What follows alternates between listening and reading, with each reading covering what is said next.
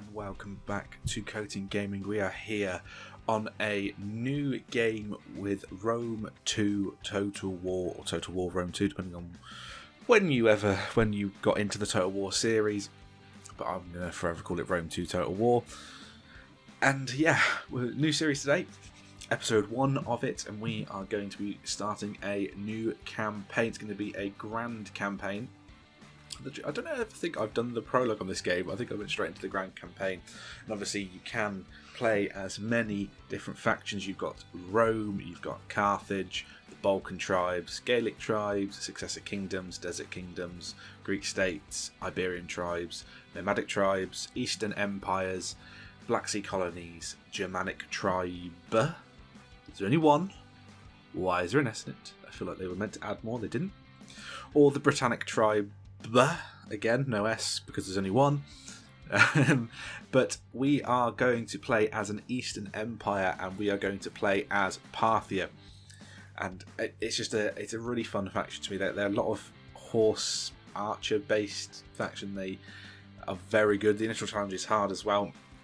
And we get, as Eastern Empire faction group, we have Secret Police, increased defense against agents in all provinces, and Great Marksman, 25% ammunition for all units, which is going to be fantastic when you've got a lot of horse archers.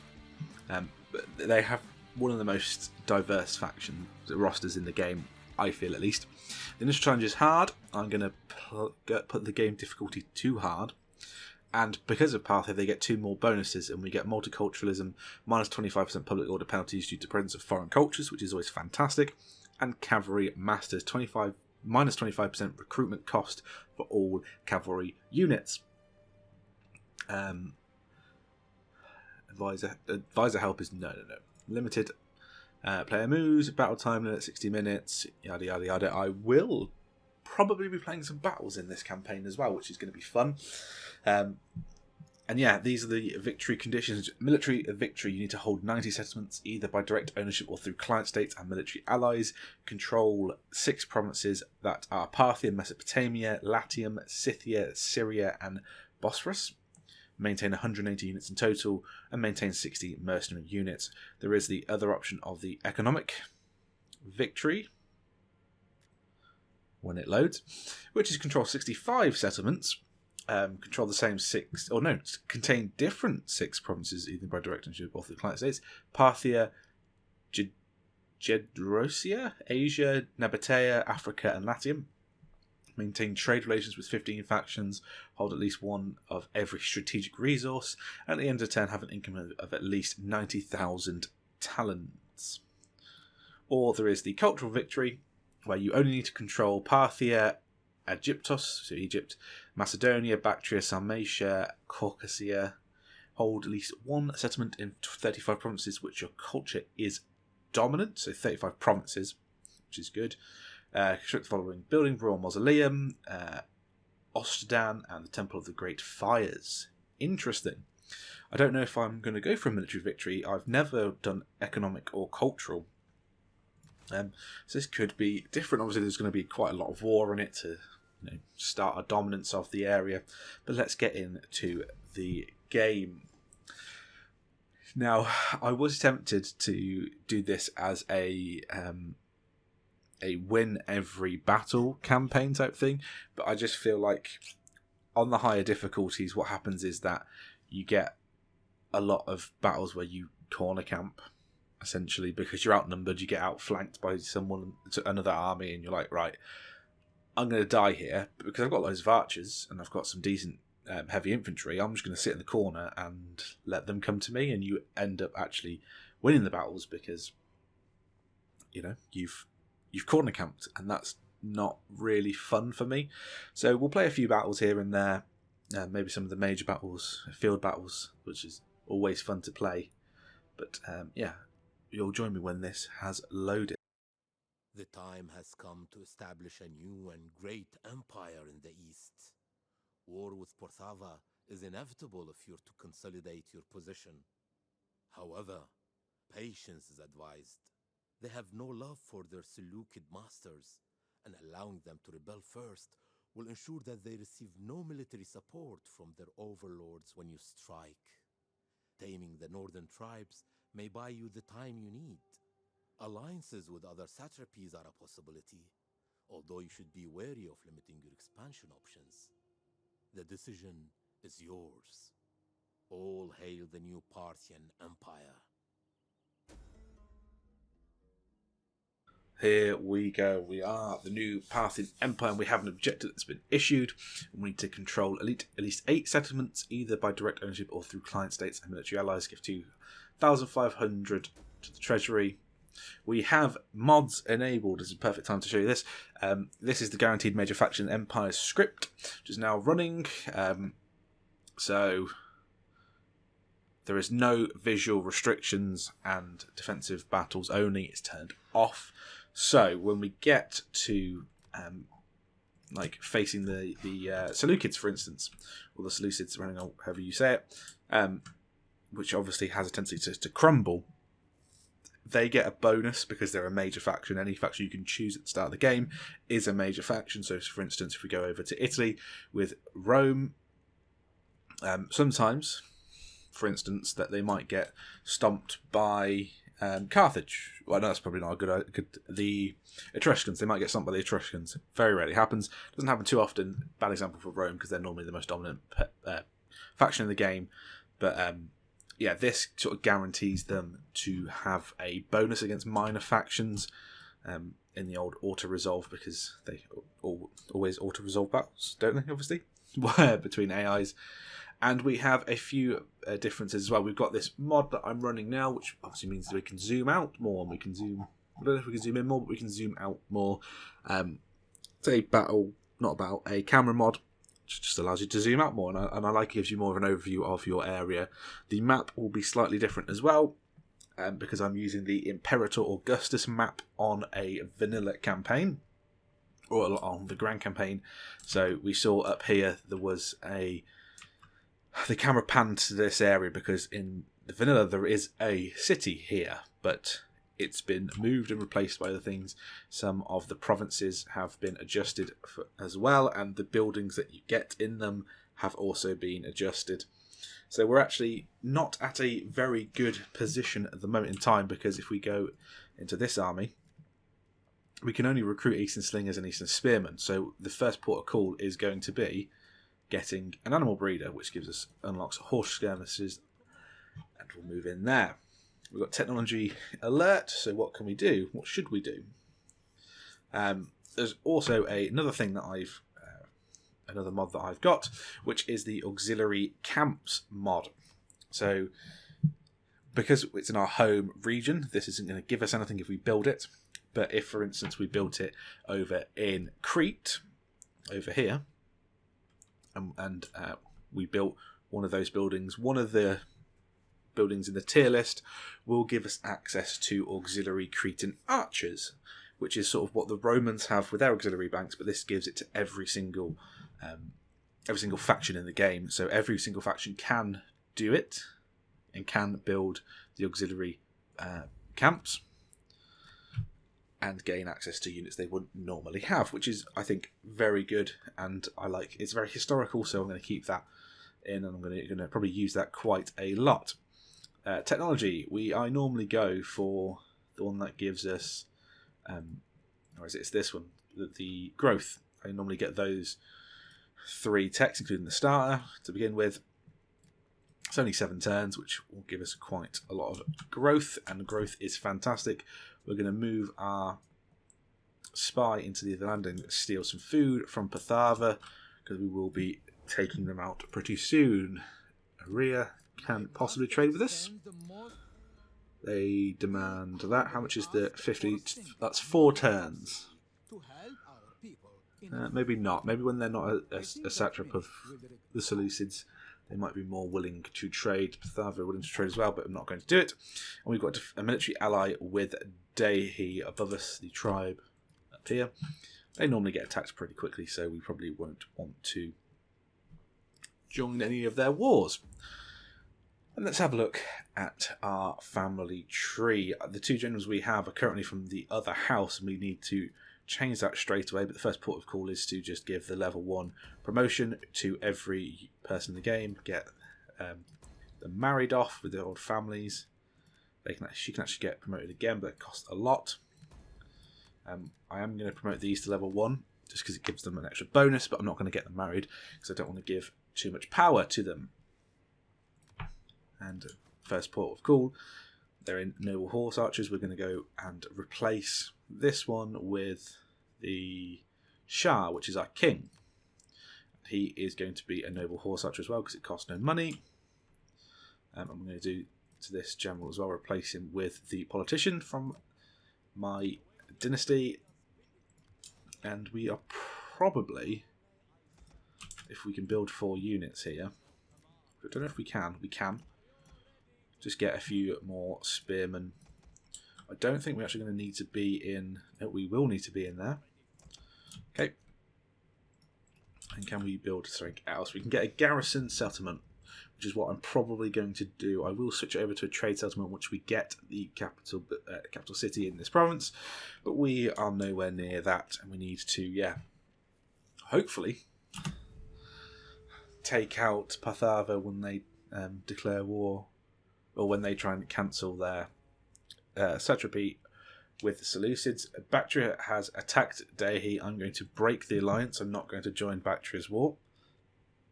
Or war against Bactria, I should say. Politicians has returned home. Unseasonal conditions, that's another thing that I've got. I've got seasonal conditions. So we are currently in early autumn. So it brings poor harvest and hungry people, which is never a good thing. One more 10 on that. We could build some farms, which would give us some more money per 10 and some more food. We've got 6 already, so we don't really need it. And you'll notice it does say squalor on there as well. We've got plagues and banditry from Empire Divided, I think it is, in the vanilla or in the Grand Campaign as well. So that's another thing to look for, or look out, or trying to avoid, I should say. We'll keep this one stealing food. We don't really need to see where their armies are anyway. Have they declared war on... They have. Anyone? Yeah, they have as well, so they might actually give you that already. I offer this in my lord's name. How much does it cost? Military access? What? No. Trade agreement. Military... What? No! I will go further and humbly request such a thing. Can't offer that. I'm not defensive alliance. No, I don't want. I don't want that. Bactria really hates me, don't they? And they are one of my side objectives down here. Completely control Parthia, which we're going to do, but all with Seleucids not probably going to do. Research logistics probably going to do, and trade relations with Bactria. That's the historical thing that they did. Where's logistics? That one. Yeah, we'll do that. We'll definitely get that before 8 provinces. I am going to move here. It's going to cause some unrest, but it's going to be needed. And I'm going to get some Eastern Slingers as well. I'll get 4 in there. Because we've only got one horse skirmishers, which is not the best in the world, but it will do. It's always fun starting a new campaign. I always like it, especially in this side of the world. I very rarely play in this side of the world, so it's nice to be in a different area because we are in modern day Iran at the moment in time. Research complete. It's increasing rank of the spy. Good.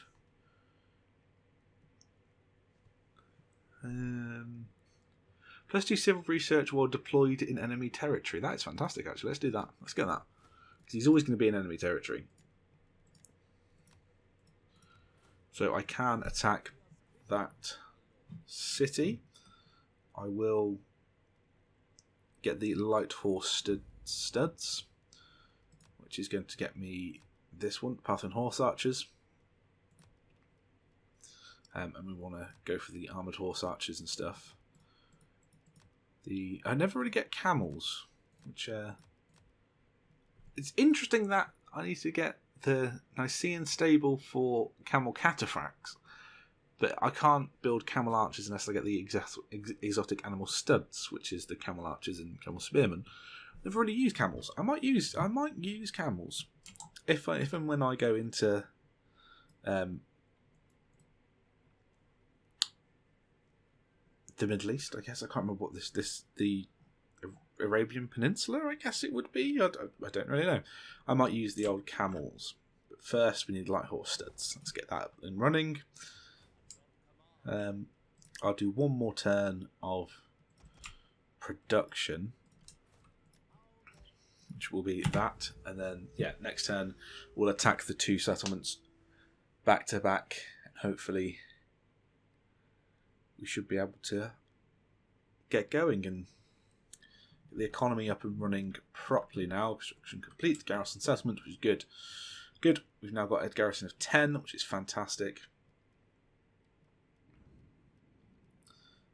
Do I want the herding grounds, or let's not actually do that, because what we need to do is we need to see where they are with this spy. And they've been attacked, I think, but unfortunately for them, I am going to declare war. And they have been taking attrition, which is fantastic. We'll auto-resolve this because, quite frankly, it's not worth fighting it for just a load of peasants in a settlement. And we will just occupy. And there we go, Imperium upped already. There is another mod I'm going to tell you about now. It is the more promotions and more XP. So the first promotion only gives you 1 like normal. Every other promotion gives you 2. And you now have a maximum level of 15 rather than 10. So you can get 29 promotions, I believe. Or it'll be 30 in total because you always start with 1. There will always be this first one in the for a general. Let's go attack the second city again. Starving, which is always good. We'll be aggressive. Take a few losses there. And the Shah has been upgraded. And because we've taken the settlement, it comes with this. Nisa has actually switched positions. It comes with the Horse Trainer's Village, which means we can upgrade at least the general units. I'm probably not going to upgrade the Horse Skirmishers. You can't do anything. And yeah, we could get more silk on the go. But I think what we're going to do straight away is probably no, not that one.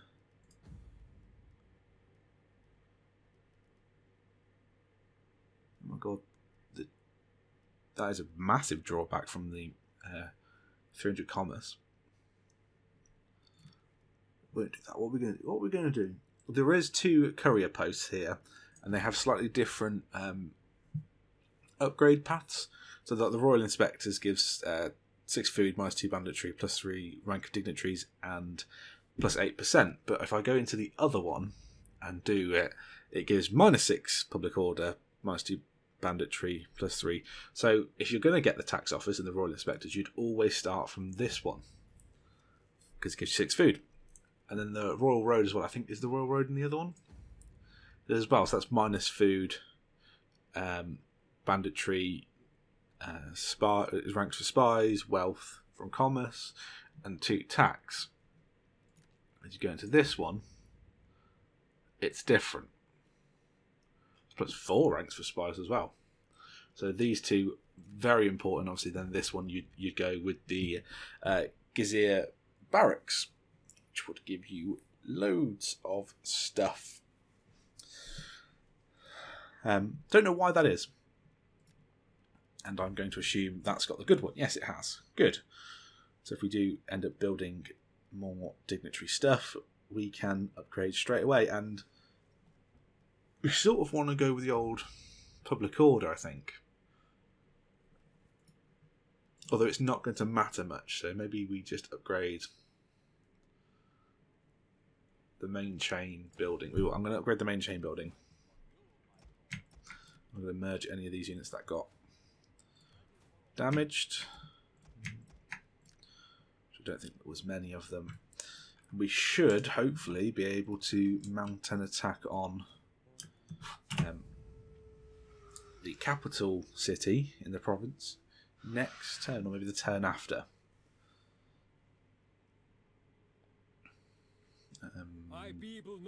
Okay, they've ended a trade agreement with me. Interesting. Don't know why.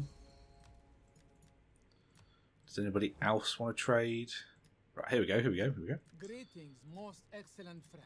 There we go. Trade. Araya, please. Ooh, you'll pay me now. To cool the head before your merchants are No. renowned as skilled and honorable traders. Right. Oh, no. They would be made welcome in our markets. There we go. Give me some money. You want to actually trade with me? I trust No. So don't want to trade with me. What? We've got military access. Sigatia? Don't know how you pronounce it properly. Here we go. You'll give us some money. No. You'll give us some money. Will you not pass within? Yep, we'll get that. 270. Great. Persia? You are a satrap still. I will be a Maybe? patient audience. No, they don't want it. Our merchants do not want trade with. Although, Welcome. I will offer some money. Speak, and I will answer. No, they don't want it. Media, I don't want to attack you. They don't want anything, my god. Right, let's move our armies up. We'll move one here. You can continue to get or steal food. I definitely need to do this turn. I would have liked to put an infantry camp in there, but I don't have organised supply. So we're going to do pit mine. And yeah, we'll get that as well. We don't need units. Let's just build up our economy, get the nice bonuses from the buildings. Now we have got to watch this unit here. They gain a load of non-aggression pack. Sure. If they... I don't know what just happened. Okay, they Parthavan just tried to attack Arsacia, and with the help of, I'm guessing, mercenaries and the garrison, they were knocked back. And so what we're going to do is we're going to move in here. We're going to continue the siege of this, but what we're going to do is we're going to attack them here, which is going to absolutely destroy them. Again, no point fighting it. I will actually enslave the captors here, and then we'll get the accomplice archers, which is actually no. We'll get formidable fighters, because I think archers only count for actual archers, not horse archers, I believe. Although, again, like cavalry masters would be good, but no, I'm going to go for formidable fighters because it's weapon damage for all army units, which is fantastic. So we'll get that, and then we can go back into this, and we'll protective stance on that. We could subjugate, sack, and whatever. We could raise it. There's no point. There's no point sacking or raising this city because it doesn't give you anything. Looting it might, but no. I'm just going to occupy. There you go. Parthavan has been destroyed again for middle fighters, and this one actually can get some bonuses. Now, I love to get the experience upon recruits. So we go. We've now after the first level, so we're level 3 now, or rank 3. We can now get 2 at a time, which I'm going to get the infantry command and the cavalry command, which is going to be fan-bloody-tastic. Yeah, we now have another animal breeders in here. I'm going to get the royal one, but what I'm going to do is start being able to get the median cavalry. And what we're going to do is we're going to disband the pointless horse archers here. Can we run back to... There we go, we can. We're experiencing some some public order penalties at the moment in time, but that should be fine after next turn. And we're going to end this first episode here.